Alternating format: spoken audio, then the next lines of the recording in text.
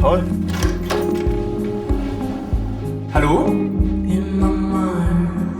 Sag doch mal. Ja, wir werden nicht allein sein. Ich brauche meine Ruhe, meinen eigenen Platz zum Arbeiten. Das ist die Nichte einer Arbeitskollegin meiner Mutter. Nadja. Kommst du nicht mit? Nein, wirklich, die Arbeit lässt es nicht zu. Schade. So ein Arschloch, ich bin so ein Arschloch.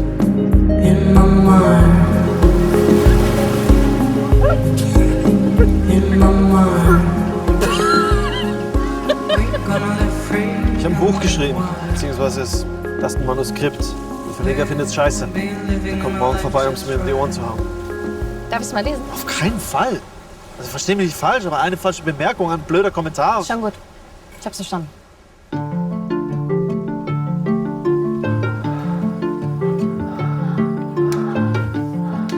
Verdammte Scheiße, die spinnen doch.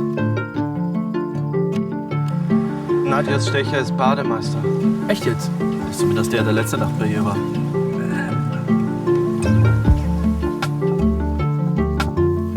Riech mal.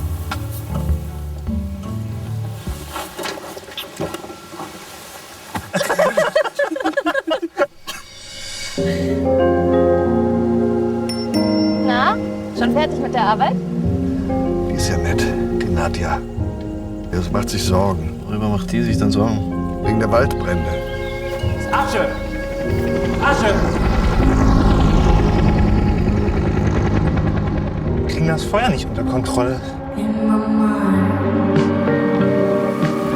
Felix meinte, dass heute Nacht das Meer leuchtet. Hast du es schon mal gesehen? Ja. Komm doch mit.